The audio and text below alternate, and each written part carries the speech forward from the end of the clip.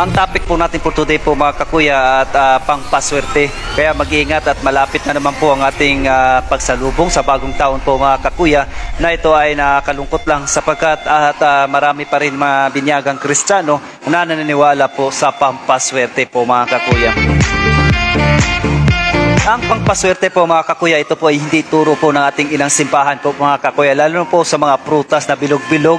Lahat po ng mga pangpaswerte at ito po daw ay magsuot ng mga kulay pula para po daw swertihin. Kapag sinabing swerte o pangpaswerte, good luck, yan po ay mga kakuya ay idolatry po mga kakuya. Ito po ay hindi po kalugod-lugod po talaga sa Diyos, no? Kapag mayroon po tayong mga ganito, alisin po natin mga kakuya, no? Kasapagkat ito po ay hindi po talaga kalugod-lugod sa ating Diyos po mga kakuya.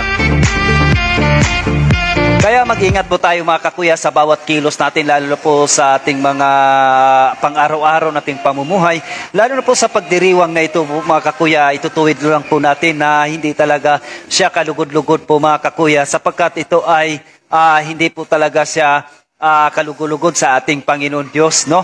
Ayon po sa ating turo ng ating inang simbahan, no? Ayon po sa Catechism of the Catholic Church, no? CCC. Ito po sa 2138, no? Anong sinasabi dito mga kakuya? Is a departure from the worship that we give to the true God. It is manifested in idolatry as well as various forms of divination and magic. So delikado talaga po mga kakuya, no? Kapag hinahaluan natin ang ating selebrasyon ngayon na may pangpaswerte, ito po ay hindi talaga kalugod-lugod sa Diyos. Ang ating pagsamba sa Diyos ay naging 50-50 na lang po mga kakuya. Wala na po yung 100% po mga kakuya. So ang pamanhiin ay isang pag-alis sa pagsamba na ibibigay natin sa totoong Diyos. Ito ay ipinakita sa idolatria, pati na rin sa iba't ibang anyo ng panguhula at mahika. So therefore mga kakuya, talagang delikado talaga po mga kakuya na talagang pagsamba natin sa Diyos, no?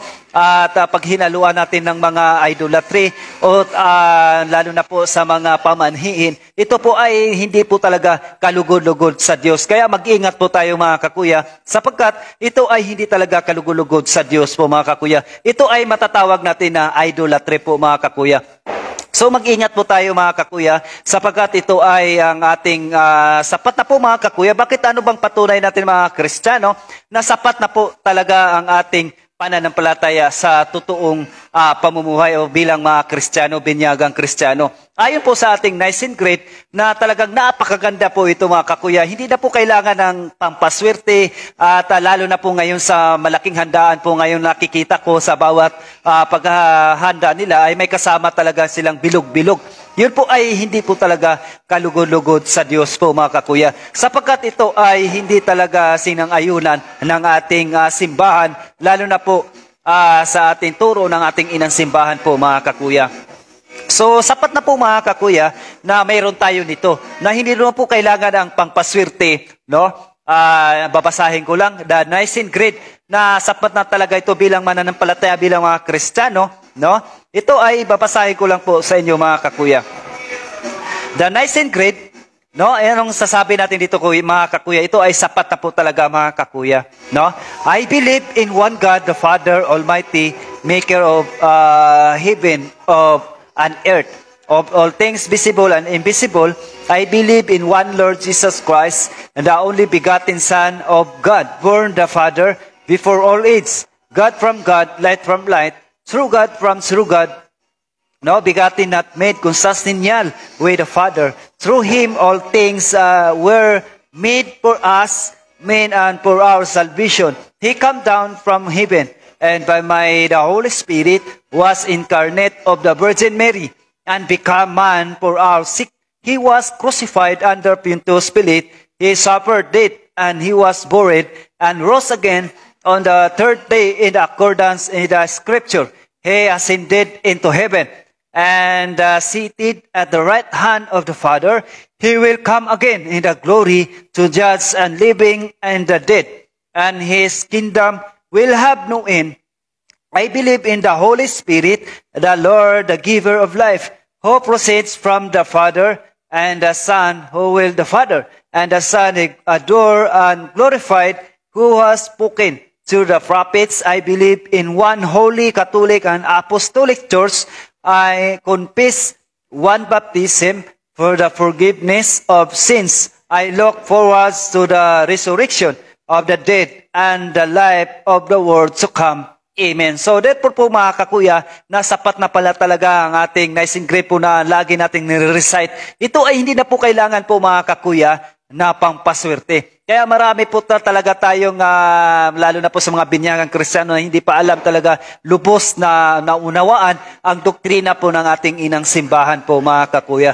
So malinaw dito sa nabasa natin sa Catechism of the Catholic Church 2138, no? Ito po ay idolatry kapag ang isang tao may pamanhiin, habak, no? Lalo na po pumupunta po tayo sa mga albularyo, no? At talagang ito po ay idolatry po mga kakuya, no? So lahat po ng pangpaswerte ay idolatry po mga kakuya. Ito po ay hindi na po pagsamba na po ito na hindi sa nabawasan po natin sa tunay na pagsamba sa tunay na Diyos po mga kakuya. Po ito po ay idolatry po mga kakuya. Ito po ay Diyos-Diyosa na po mga kakuya. Kaya mag-ingat po tayo mga kakuya, lalo na po ngayon at malapit na po ang New Year. No, nandito po tayo mga safety, no, na talaga maghatid sa iyo ng mabuting balita ayon po sa turo na po nating inang simbahan po mga kakuya. Kaya nga mag-ingat po tayo mga kakuya na mga pangpaswerte ay hindi po talaga kalugod-lugod po yun sa ating Diyos po mga kakuya. Kaya nga mag-ingat at magsuri po talaga tayo po mga kakuya. Lalo na po dati mga aking mga kapitbahay na nakikita ko, no, pagdating ng pagsalubong po ng ating New Year po, no, mga kakuya, lalo na po mga bilog-bilog, magsuot daw ng suot na pula ang lahat ng pamilya dahil daw swerte. Mga kakuya, huwag po natin gawin yan sapagkat yan po ay idolatry. Nababasa po natin sa Catechism of the Catholic Church 2138, no?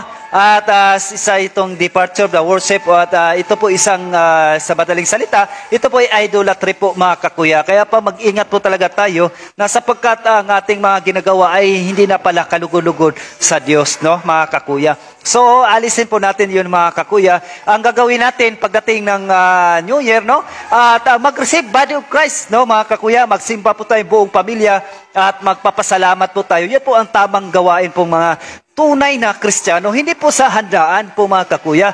No, sama-sama po tayo mananalangin at magpasalamat sa Diyos at magsimba po tayo, receive body of Christ. Yan po ang tunay na talagang pagsamba sa tunay na Diyos po mga kakuya. Hindi po natin binabase ang ating pananampalataya sa pangpaswerte sapagkat yan po ay mga kakuya, nababasa natin sa 2138, no, sa Catechism of the Catholic Church. Yun po ay mga idolatry.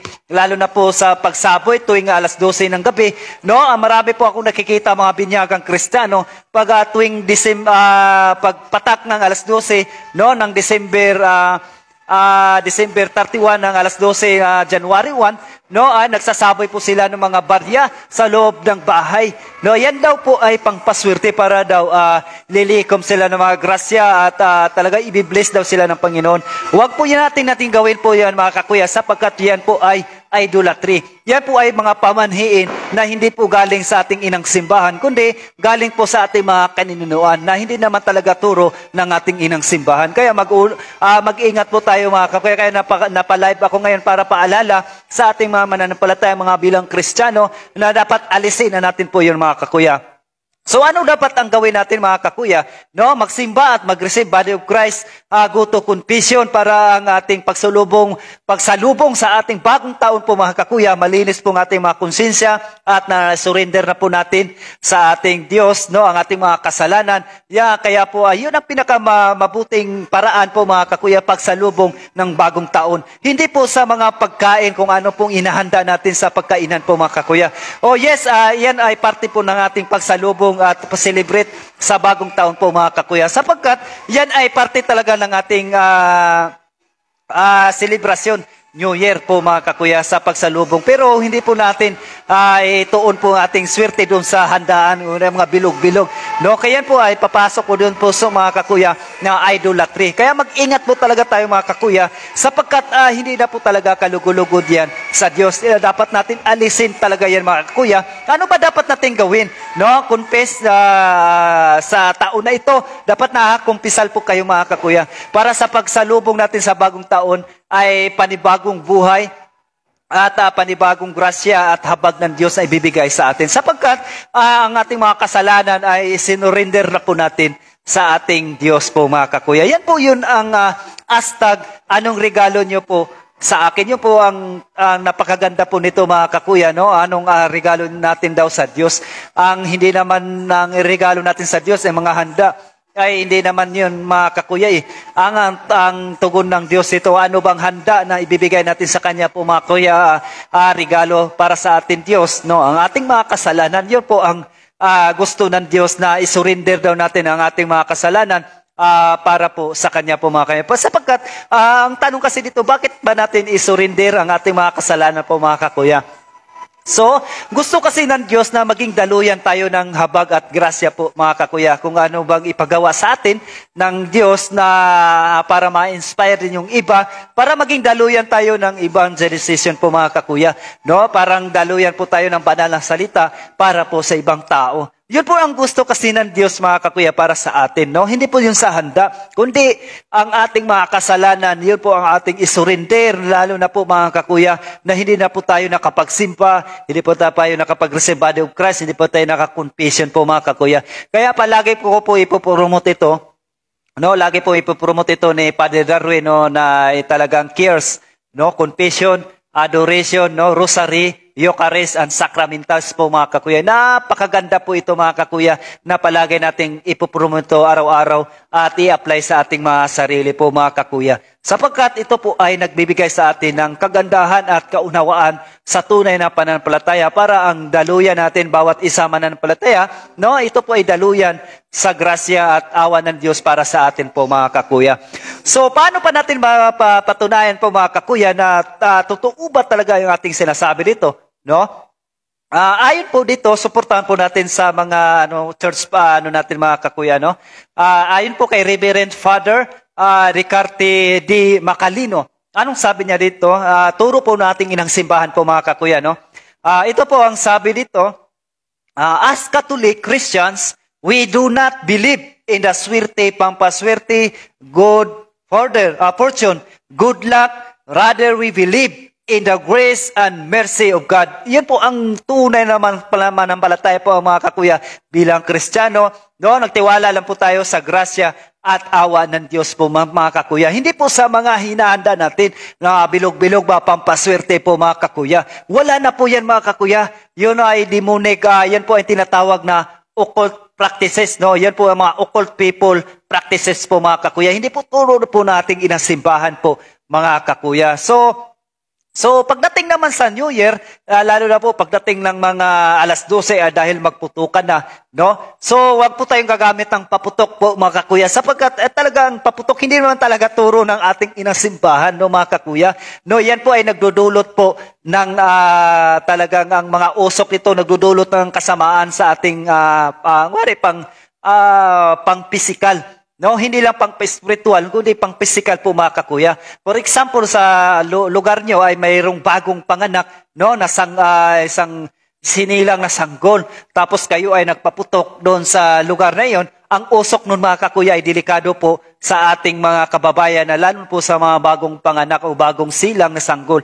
Nalalanghap nila mga kakuya yung usok. No, sapagkat hindi po talaga turo ng ating inasimbahan po mga kakuya yung paputok. Dahil po ang mga paputok na yan, ang sabi ng kaiba natin ng mga pananampalataya, no, na hindi lupos na kunawa sa tunay na pananampalataya bilang Kristiyano po mga kakuya. No, yun daw ay pangpaalis ng malas, swerte, pangpaalis ng mga fallen angel o demonyo. Hindi po yun totoo mga kakuya. Yun po ang gustong-gusto nga ng mga demonyo na magpaputok tayo ng magpaputok. No, hanggang sa mayroon na napuputol na kamay, may napuputol na nabubulag, may na nakalunok ng paputok, at marami pang iba. Napiligroso po talaga mga kakuya kapag gumagamit po ng paputok. So, ang sabi nito, grabe ka naman kakuya. Ano na lang ang celebrate natin sa New Year? Talagang New Year na New Year po, kuya. Dapat mag-celebrate. Tama po, mag-celebrate po tayo ayon po sa turo ng ating simbahan po mga kakuya. So, para iwas pilugroso at iwas sakuna po mga kuya, kaysa gagamit tayo ng mga paputok, gagamit na lang po tayo ng exorcist bill. No? Yun po ay blessed na bell na nakikita nyo ng bell sa simbahan kapag mag-umpisa na yung banal na misa. Meron po tayong mabibili yan mga kakuya. Dapat blessed po siya. No?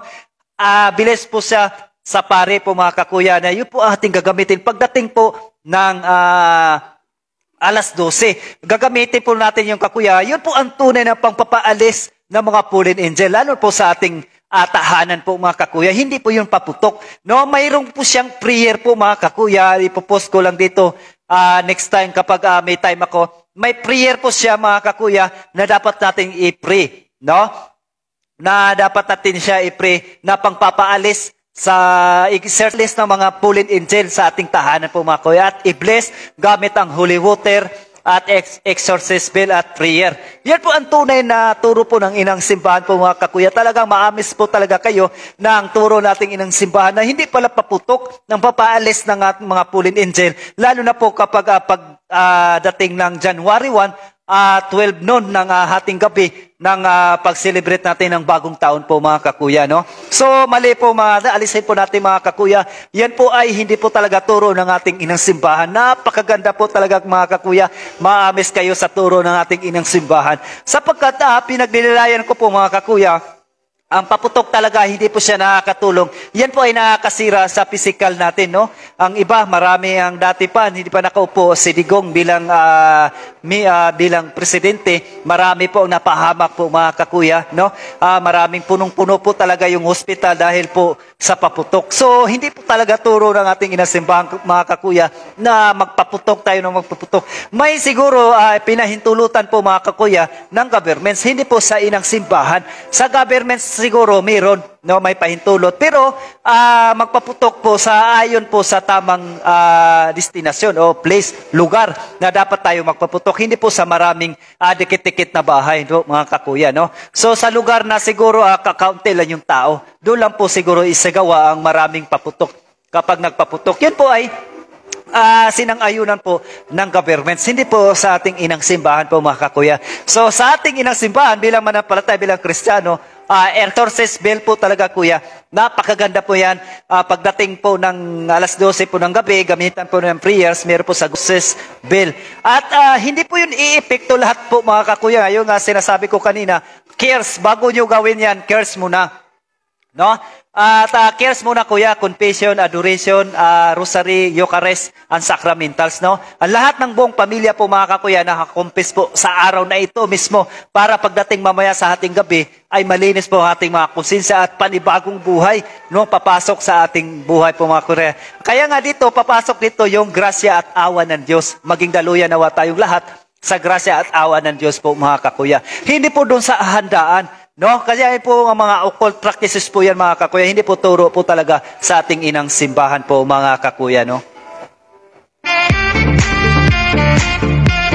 So muli ako'y bumabati sa inyo ang lingkod Jonathan TV Plus bilang paalala, please lang, huwag nyo na po gawin ang mga pampaswerte na yan mga kakuya. Ayan po kapag nagawa po natin yan, deliverance at i-confess po natin sa ating inang simbahan po, no? Lalo na po sa ating mga kaparian po mga kakuya. Para mawala po lahat yan, no? I-practice natin ang turo ng ating inang simbahan po mga kakuya. Ang ating swerte hindi po nakatuon po sa handa po mga kakuya, no?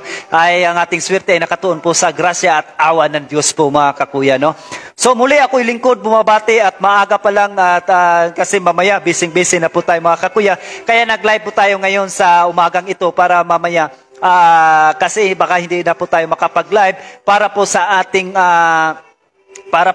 mga mananampalataya bilang mga Kristiyano, sa ating mga followers, no, dahil busy po tayo sa araw na ito, no, nakapagsimba po tayo, buong pamilya, napagpasalamat po tayo, no, nakapag-receive po tayo ng Body of Christ po mga kakuya. Yan po ang regalo na gusto talaga ng Diyos natin na umatin tayo sa banal na misa. Hindi po sa abala tayo sa mga handaan po mga kakuya. Sapagkat hindi po nakakatuwa talaga yan po mga kakuya. No? Dapat nakatuon tayo sa tunay na pagsamba po mga kakuya. Kapag haluan po kasi natin mga kakuya ng pamanhiin, yan po ay talagang hindi na po kalugod-lugod po sa Diyos po mga kakuya. No? So ang gusto ng Diyos, surrender your sin.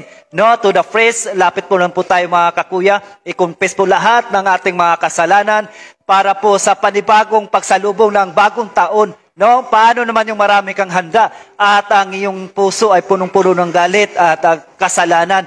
Kung baga lumulutang ka sa kasalanan po mga kakuya, hindi po papasok ang grasya sa ating buhay po mga kakuya. No? At hindi po makatira po sa ating banal na espiritu sa ating buhay kapag may nagbabara na kasalanan. Kaya surrender, confess your sin. Sa araw nito mismo po mga kakuya, para maging daluyan at awa at grasya po sa ating Panginoon Diyos po mga kuya. Hindi po sa handaan, kung ang iba kasi nagpalakihan po ng mga handaan po mga kakuya.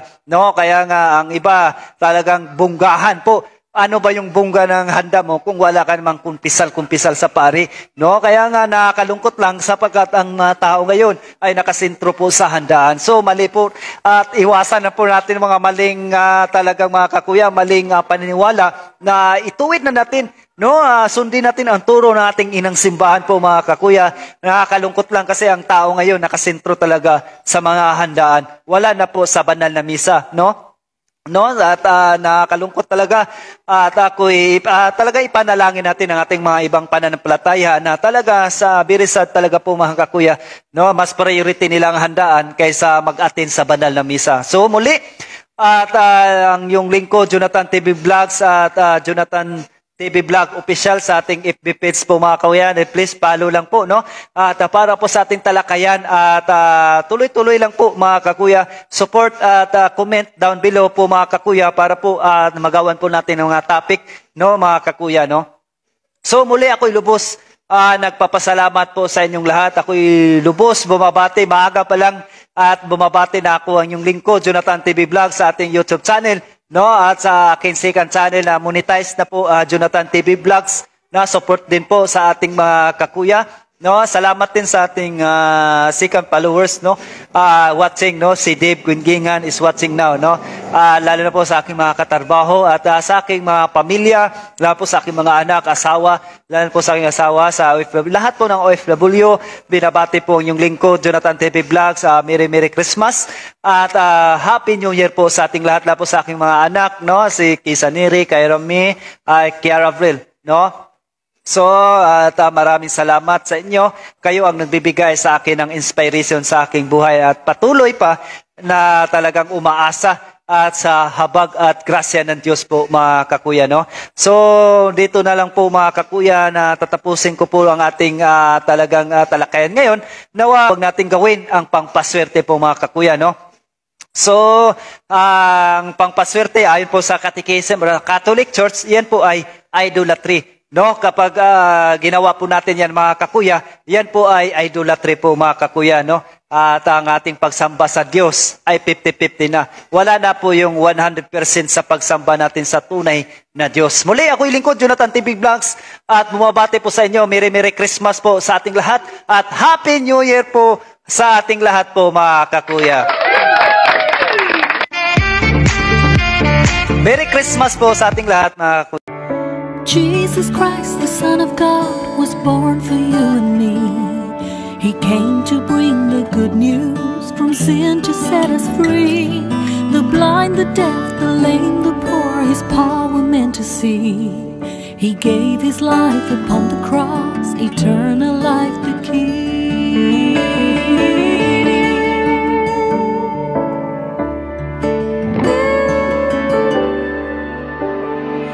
He broke bread and shed wine before His agony.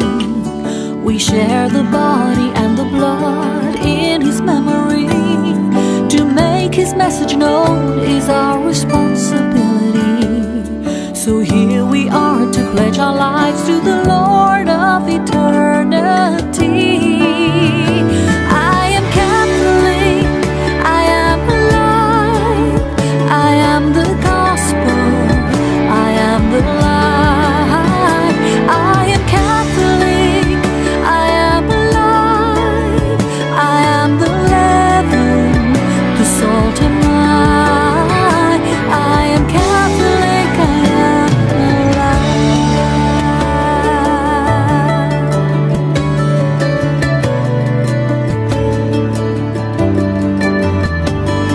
We carry Christ in our hearts, in what we do and say. We raise our voices, live the truth for those who've gone astray. Nourished by the Eucharist, we build